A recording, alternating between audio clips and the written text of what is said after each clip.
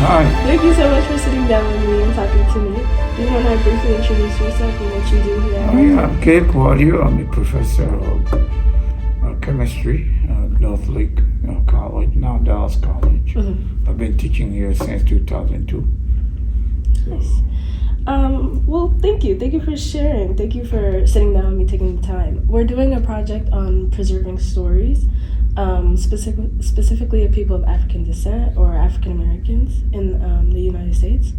And so I wanted to first start off by asking, could you tell us a bit about your story in your own words, or are there any moments or experiences in your past that stand out to you or that you want to share how you got here? I'm almost 66. I have so many stories, but brief story I can tell you. I'm a graduate of Florida Tech from the University of Rhode Island.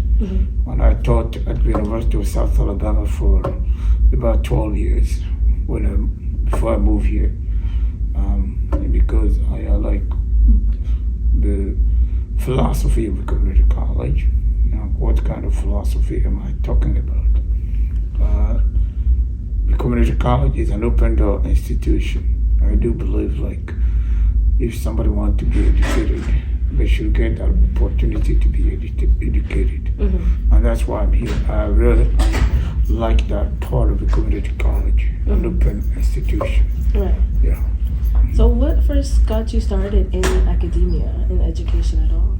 Oh, well, when I finished my doctorate at the Medical College of Virginia, at the University of Rhode Island, I should say, I took a postdoc job at the Medical College of Virginia. And before I took that, I was a TA. And every student I taught at the University of Rhode Island, they gave me A. When we do student evaluation, I always get straight A's. So, and I thought about it. I didn't have a call. By the way, I did teach a little bit, let's say 1979, I enjoyed it. So I see, like, I'm doing something which people like. So, and once I was at that program in clinical chemistry in Virginia, I didn't like it. So I said, why not going back to academia, where I was so kind of appreciated. So, and that's how I got a job in Alabama. And really, teaching is my call. I don't know what I will do if I don't teach, because I like to explain things with my hand, And looking back, I do believe I think, like, there are many, let's say, topics in chemistry, for instance, which are not well explained at all when I was a student, which are very simple, but they make them so complicated. And that's a part of it. So in other words, it is almost like a call. Not a religious call, but academic call. I see. So can I ask you, what was the push for you to get an education at all? Well, that's obvious. I don't want to go back there, but many other things. Education is important, okay? My uncle was a high school principal, and I started first grade, and I was always first on my class. So, in other words, it kind of like domino effect, going till I didn't take a job till I got my PhD. So I went from I said pre-K to straight to my PhD, and it's natural. Right. It came to me very easily. Yeah. Along the way, were there any challenges that you faced that you feel others would benefit from understanding? I cannot hear you. What did you say? Any challenges that you faced that others would benefit from understanding? Of course, I face many challenges, especially in this country. When you go to a field like chemistry, you're usually the only minority in there. And at first, you look kind of like, is he going to succeed? Then when you show people like, hey, I'm here to stay, that challenge itself is very, very interesting. Because sometimes at the start of Of course, you go to sit in the classroom, nobody wants to sit next to you because nobody looks like you. Right. But these are things, let's say, you have to go evolve it. I always feel like if I'm doing the right thing, I'm going to get where I want to go, where I want to get. Yeah. Lastly, is there anything that you would like anyone to take from your story or any lessons? Yes, especially since you're talking about minority. If you're a minority, not only you have to transcend and don't think like everybody hate you. Okay, and I think that would be a mistake. Just go in there and do your work, and people will respect you for who you are. Of course, some people will try to undermine you, and it is human. What if you feel rejected? It can be very, very, how you call it, depressing. But you have to be strong. Okay. Yeah. So if you're a minority and you want to be in a field like chemistry, where they don't expect, how you call it, minority to excel, you have to go out there and do your work. And you always feel like you're being challenged, in a different way than the other people.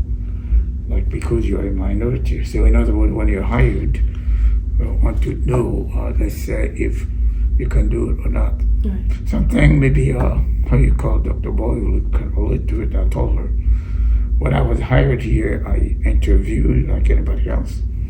And when I come in the first week, I was bombarded with emails saying, welcome, we're happy you're a new visiting scholar.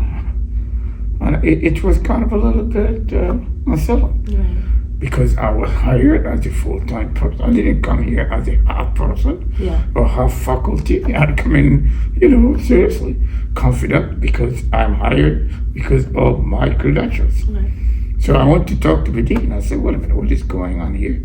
I was hired here as a full-time faculty. All of a sudden I become a visiting scholar. So I left my job to come here. And he said, he smiled. And he said, sit down. And I sat down. And he said, okay. We couldn't get minorities to fill those positions.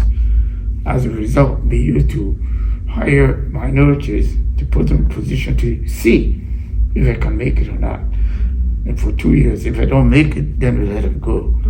So, but in your case, it's not that. You'll be hire you as a full-timer. Like you're going to be one of the leaders here in the future. Let's say in this department, that's why they hire you, so don't worry about it.